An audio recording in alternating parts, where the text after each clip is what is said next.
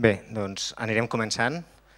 Esperem que la cafeïna o la teïna dels que haguem pres vagi fent efecte i no us aneu recolzant, perquè és una taula que promet ser molt interessant.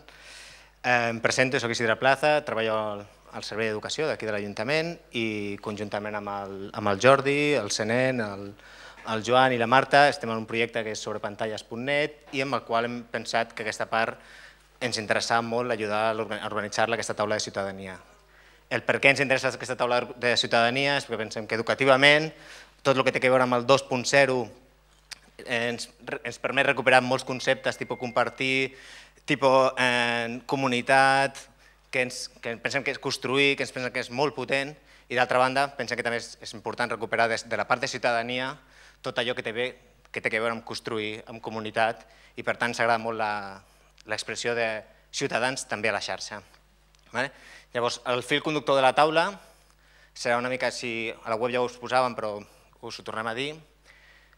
Començaríem per la part del jo al nosaltres, que és el que podeu veure allà en pantalla, que començaria el Jordi, ara el presento, que una mica intenta agafar la imatge de com podem potenciar, sobretot en els adolescents, aquest pas del selfie al nosaltres, a poder anar més enllà del sentit de comunitat.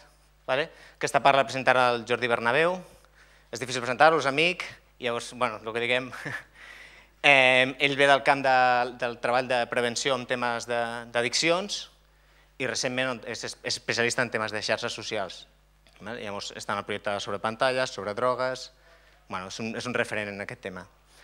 Després passaríem al tema de la participació, com la comunitat, com la xarxa social ha incidit o no en major participació ciutadana, si podem parlar de clic-activisme o si podem parlar del canvi a cop de clic dels sistemes de participació, si aquesta és més potent o ens relaxem, només fem un clic, m'agrada i ja està, ja ha participat. Llavors en això tindrem el Joan Subirats, que és un referent, és una persona que qualsevol article, ja sigui des del món acadèmic o des dels mitjans de comunicació, ens apunta una reflexió sempre lúcida i pausada sobre els temes que estan passant i ens ajuden a entendre els moviments que està havent-hi. D'aquí passaríem amb el Marc Garriga, especialista en Open Data, en Open Government, el Smart City, un tema que ja parlaríem més endavant en el debat, i que ens aportarà la visió de com aquesta participació que el Joan Subirats ens comentava, com empeny a les administracions, als governs locals, als governs autònoms, als governs, a fer més oberta i més transparent la informació de la que disposen. I finalment acabaríem la taula amb el Juan Insua, director del CCB Lab, que ens farà una mica també de transició a la taula de després, de cultura, i que també ens implica com tota aquesta participació de la que hem estat parlant durant la taula, com està també modificant els consums culturals i com el concepte de públic està evolucionant cap a altres visions, com el tema de la construcció, us deixo amb ells i no m'enrotllo més, perquè és la part interessant. Comencem, anirà tot seguit i deixarem l'espai de preguntes pel final, si no us sembla bé. D'acord? Vinga, bona tarda. Gràcies, Isidre. I abans de començar no deixar també l'agraïment al Manel i al Sergi com a organitzadors tècnics de les sessions tant d'ahir com d'avui per donar-nos la possibilitat de participar en una taula que, a més, des de la perspectiva personal i crec que de projecte, ens considerem una oportunitat i un privilegi emmarcats amb les persones que podem compartir. Com comentava l'Isidre, jo us ho contextualitzo molt breument, una mica per dir què fem i sobretot què no fem, i també una mica per... La paraula no sé si és diferenciar, distanciar o contextualitzar el que s'ha vingut explicant ara en el marc d'aquestes jornades fins ara, probablement perquè alguns dels conceptes que al matí s'han comentat i que fins i tot s'ha iniciat una conversa a propòsit d'una sessió, doncs ara en principi continuaríem. Com deia l'Isidre, contextualitzar que nosaltres som treballadors d'aquí d'aquest Ajuntament de Granollers i que cadascú, des de les diferents serveis en els quals treballa, sobretot estem interessats en l'educació al voltant dels temes en els quals destinem el nostre temps. Jo, de fet, us soc franc, soc psicòleg, treballo com a especialista en l'atenció d'aquelles persones, adolescents o joves, que tenen algun problema relacionat amb el consum de drogues. I algú pot dir, què fa una persona que en teoria és treballadora de l'administració i que tenen a xavals que tenen alguna qüestió relacionada amb drogues venint aquí a parlar de xarxes socials i amb un títol aquest tan poc suggerent com del jo al nosaltres, que és una miqueta la reflexió al voltant de com els xavals i com tots els ciutadans construïm identitat al voltant de la xarxa. I respon, entre altres, perquè nosaltres en la nostra feina quotidiana de l'Ajuntament, en els últims anys, ens ha sortit o ha emergit una nova demanda que crec que hem atès o que hem vist, que era que, perquè m'entengueu l'expressió, jo treballava amb xavals que desenvolupaven algun problema relacionat amb les drogues. En els últims anys, precisament, hem començat a atendre persones, bàsicament nois adolescents, que tenien algun conflicte relacionat amb el tema de l'ús de les tecnologies i concretament amb l'ús principalment de jocs en xarxa. Tot i que actualment, en els últims anys, ens ha tocat atendre també alguna qüestió que no té a veure amb la dependència pròpiament dita, però sí amb la qüestió relacional, que perquè m'entengueu ja a nivell mediàtic és tot allò que es parla de temes com de ciberassetjament, bullying, relacions problemàtiques, etc. En qualsevol cas, que sapigueu que la feina que fem aquí és un exemple, jo penso, perquè el Matís parlava molt d'emprenedoria, jo també volia remarcar una qüestió, que és precisament gent que no tenim com a missió desenvolupar aquest projecte, però en canvi per alguns principis del nostre funcionament ho fem de manera voluntària, és a dir, no és la nostra feina principal, ho fem perquè és una necessitat que hem detectat i ho fem també de manera conjunta en la mesura que cadascú aporta el seu granet de sorra. Per tant, pot quedar molt maco dir-ho, però crec que la feina que aquí s'explica té relació una miqueta amb el que fem entre diferents companys. La idea d'aquesta taula, jo no sóc un expert teòric al voltant de com la gent construeix identitat i més en el marc d'identitat digital, té com a finalitat, o almenys aquesta xerrada, té com a finalitat apuntar alguns aspectes que nosaltres estem veient, sobretot amb el públic amb el que nosaltres atenem, al voltant d'algunes qüestions bàsiques del que creiem que està fent la gent quan incorpora aquesta nova categoria que és la identitat digital. Nosaltres sí que defensem una cosa, entenem les tecnologies o entenem el context 2.0 com quelcom que va més enllà de tecnologies o de canals. En tot cas, els entenem com a espais de relació. I de la mateixa manera que som educadors que treballem al carrer o som educadors que treballem a les escoles, entenem que si són espais on els joves i no tan joves es relacionen, també té sentit introduir alguns conceptes en clau educativa i sobretot en clau ètica, que és el que al llarg de les sessions, en algunes aportacions que hem fet, també hem intentat treballar.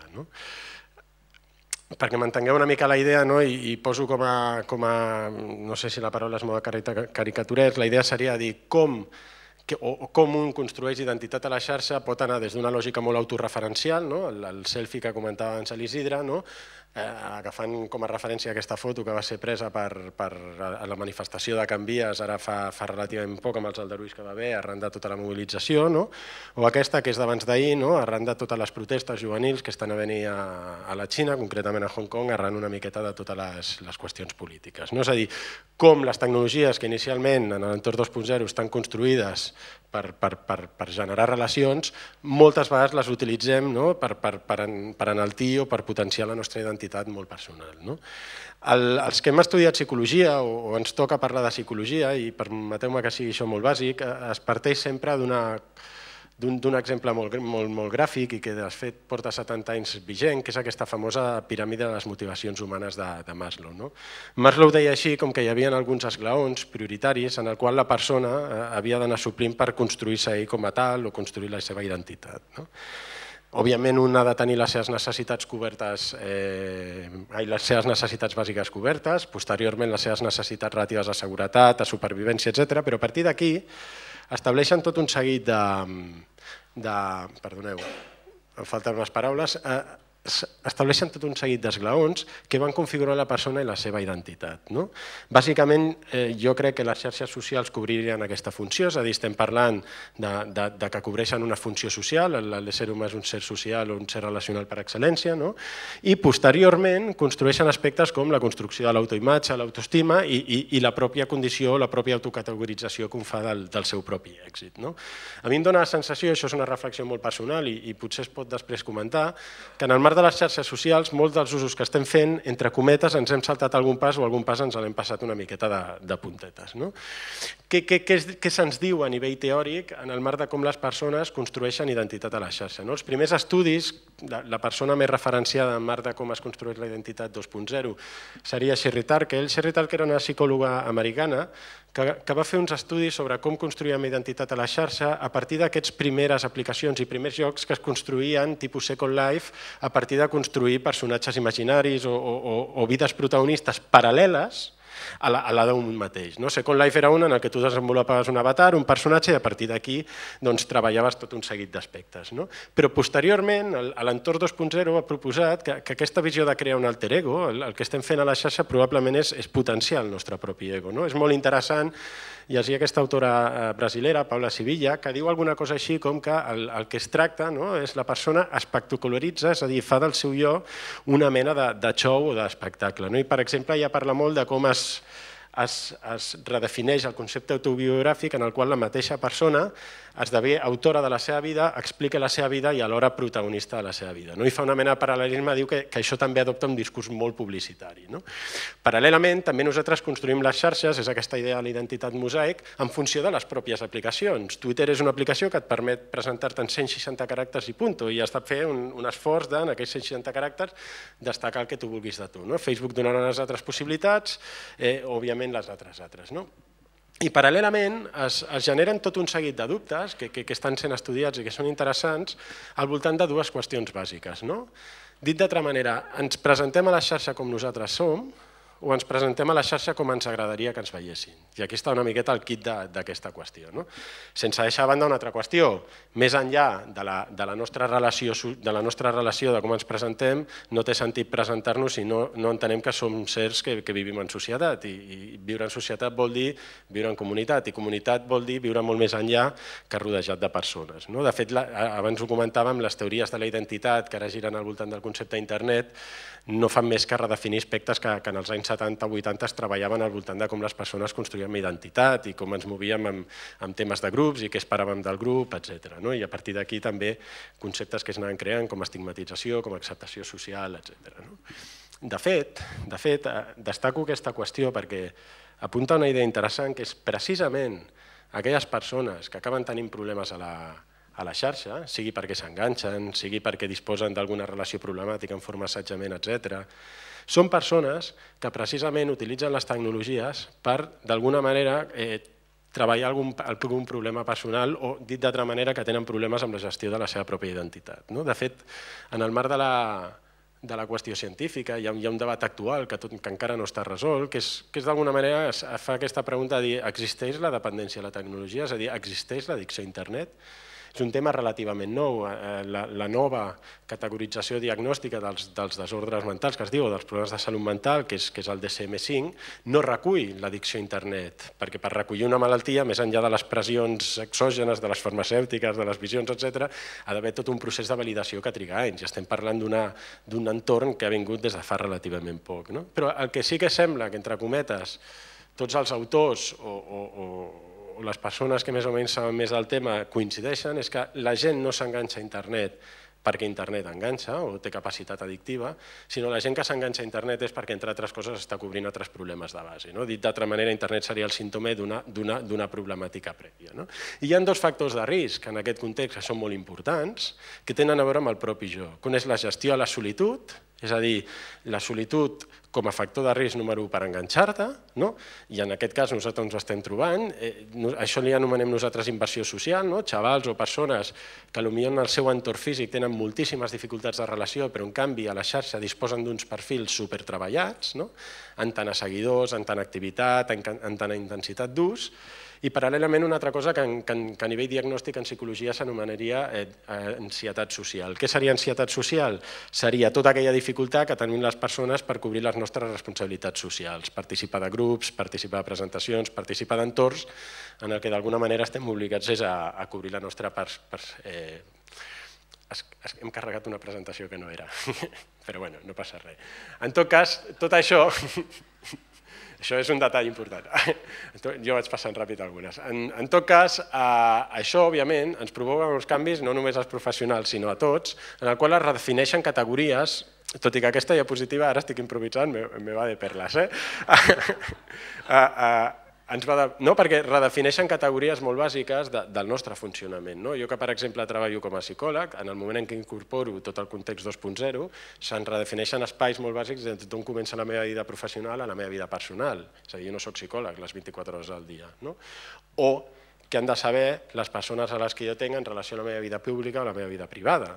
tot i que després, si dona temps, en faríem algunes reflexions. O persones que estem acostumades a treballar en àmbits quotidians, o si més no, específics de la lògica tradicional, carrer, escola, ciutat, en quina mesura ens movem o ens presentem en els escenaris digitals. I, d'altra manera, el fet d'estar 24 hores connectat no implica sempre estar disponible.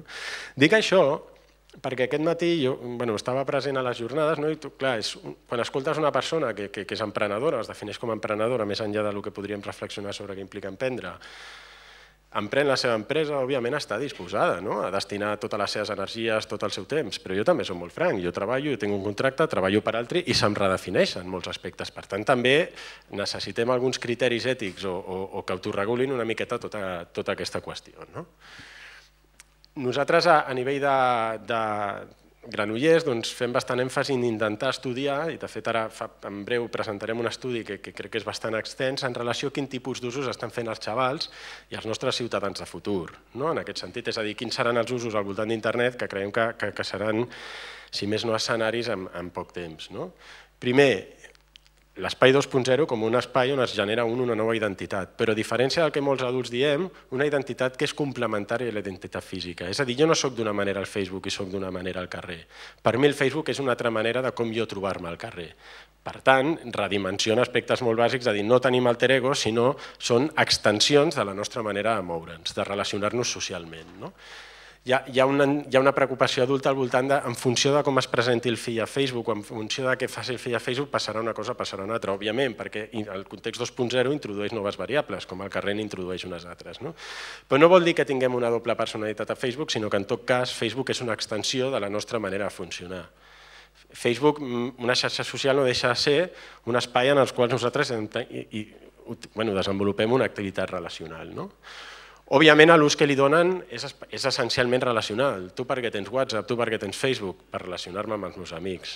En segon lloc serà per jugar, en tercer tal, i al setè o vuitè hi haurà per fer treballs de l'escola o per treballar o per entendre-ho com un mètode de feina.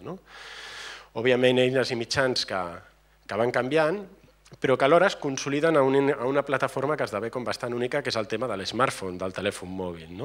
L'ordinador entès més com un element que es demana a l'escola i que en un moment donat, entre cometes, serveix per extendre aquella pantalla que l'smartphone no arriba. Amb unes clares diferències de gènere. Què ens estan dient els estudis? Ells les utilitzen per jugar i elles més per parlar. Tampoc és gaire complicat perquè respon molt a les realitats de la vida quotidiana.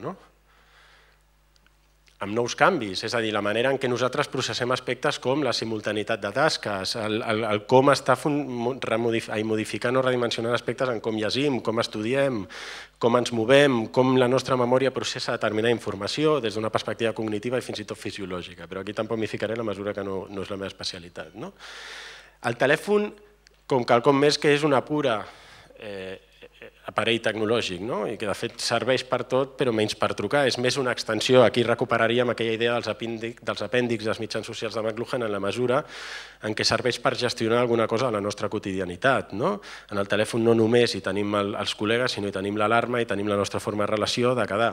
Per tant, quan nosaltres ens trobem conflictes tan bàsics sobre com quan un profe treu el mòbil ja està traient part de la seva identitat relacional. Aquesta seria una de les idees. I, òbviament, alguns aspectes que nosaltres com a adults se'ns modifiquen i en certa mesura jo crec que són sobre els que hauríem d'introduir discurs o reflexió és que es replantegen aspectes tan troncals o que nosaltres hem estat socialitzats o educats com privacitat o intimitat.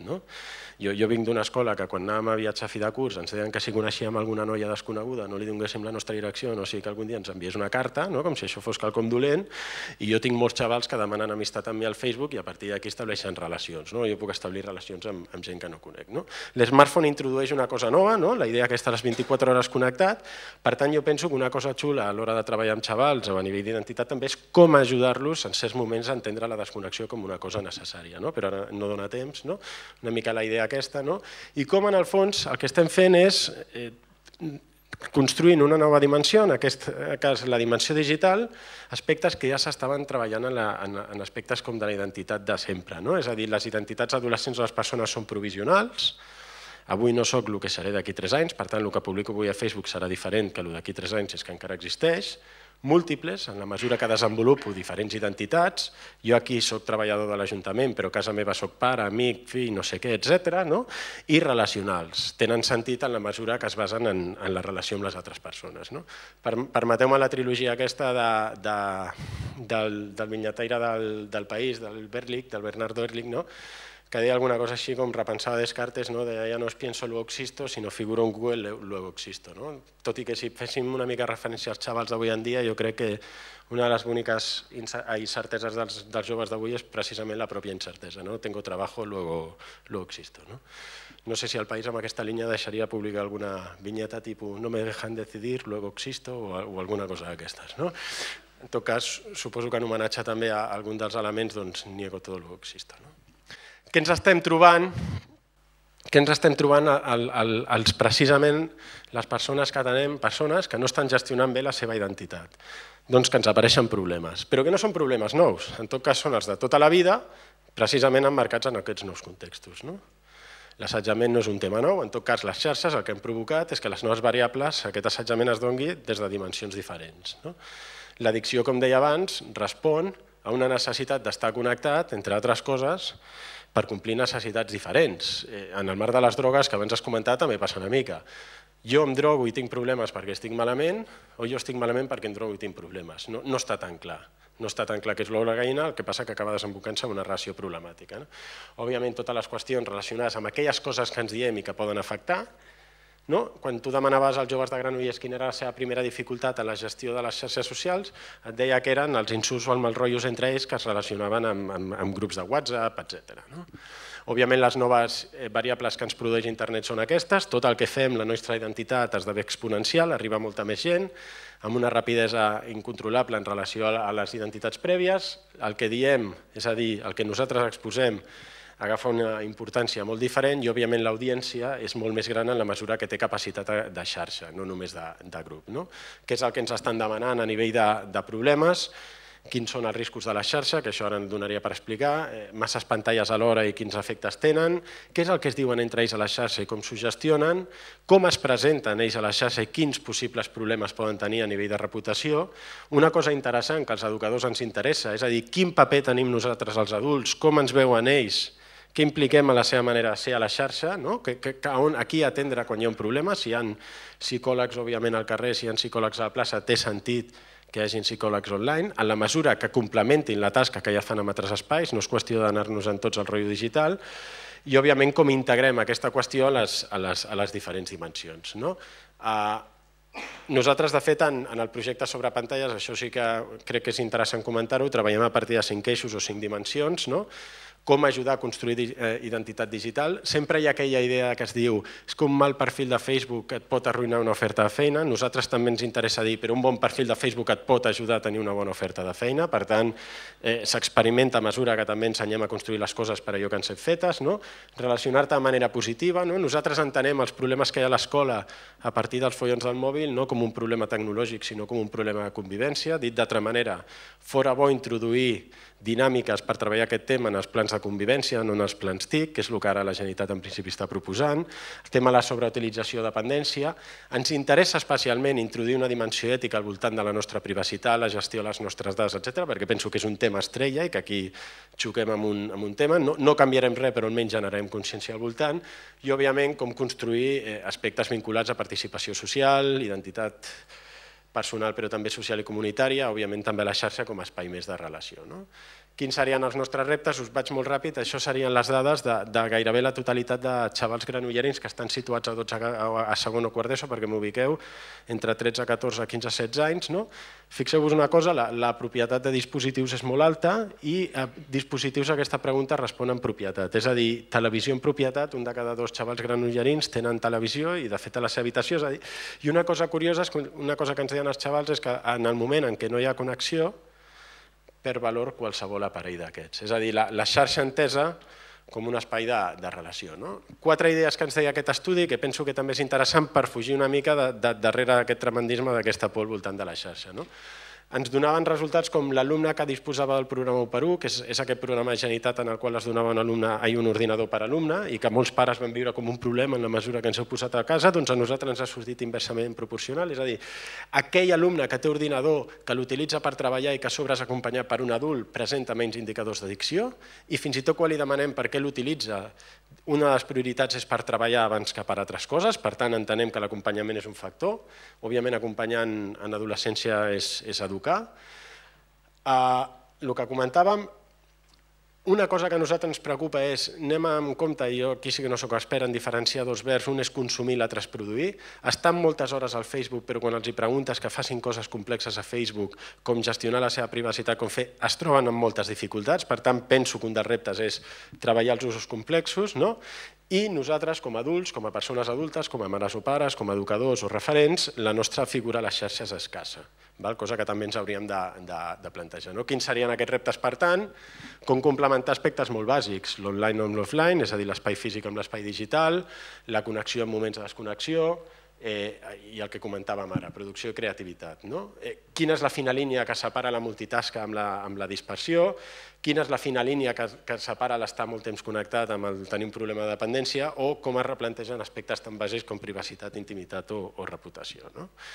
Aquí hi hauria tot un seguit de preguntes que ara no dona temps, però sí que potser després pel debat formular 4 o 5 preguntes, de dir com entendre nosaltres com a professionals tot això com a eines que van molt més enllà de pura tecnologia, com integrar-les també com a educadors a la nostra pràctica professional i ajudar els xavals i no tan xavals a gestionar-les de manera positiva i sobretot com aprofitar tota aquesta arquitectura de col·laborativa per desenvolupar noves propostes de participació, producció, creació, etc. És a dir, si estem parlant d'eines de relació i participació, haurem també d'acompanyar en com educar, entre cometes, tot aquest tema de participació. I per últim, i una mica lligat amb el que comentàvem abans, com ajudar a desenvolupar usos complexos, és a dir, com anar més enllà d'aquells usos que impliquen purament els que hem estat parlant fins ara.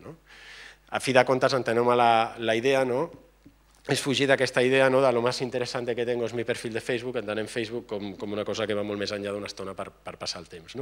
I una mica, ja per últim, en relació a la pregunta que hem fet aquest matí, a mi sí que m'agradava recuperar una diapositiva i què implica estar enganxat a una cosa, perquè és molt més enllà que estar moltes hores davant d'un joc i jugar. Implica no trobar-se bé quan ho tens, implica ser infeliç per la seva absència, implica esdevenir la principal font de felicitat, implica construir un món dependent de la seva presència i implica ocupar un temps vital que se'n va fora dels marges raonables. És molt més enllà de si em passo molta estona o no molta estona jugant. Les causes són múltiples, per tant les respostes també són múltiples.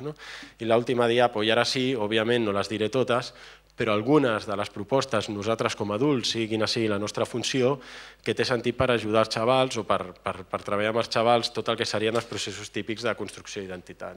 Ser conscients que estar allà no vol dir només espiar, que són els grans temes de molts pares, treballar tots els aspectes que tenen amb la identitat digital, oferir propostes de construcció de ciutadania i convivència a la xarxa, determinar també quins són aquells usos que poden donar molts problemes, presentar un discurs crític que penso que és necessari al voltant de què s'està fent amb les nostres dades i amb els nostres drets a internet, que aquest seria un tema també estrella, òbviament transmetre que estem parlant d'espais de relació, per tant moure's en variables de responsabilitat, com la responsabilitat a tot arreu com a variable educativa, desenvolupar normatives d'ús raonables i possibles, és a dir, allò de les escoles no tenen Facebook perquè no, penso que ara ja estem en moment d'anar una mica més enllà i compartir òbviament perfil amb adolescents i joves com a manera de construcció de xarxa plegats. És una proposta que pot ser molt genèrica alhora que molt tendenciosa, el que passa que estem segurs que si som capaços de desenvolupar tot això també ajudarem a desenvolupar identitats i propostes de treball que ajudaran les persones a sentir-se òbviament plenes en molts aspectes de la seva vida. Jo només us diria que gràcies al Manel i al Sergi per la presentació i parlem en representació de tot un projecte i si ens hem explicat perfecte i si no doncs ens sap molt de greu. Vinga, bona tarda.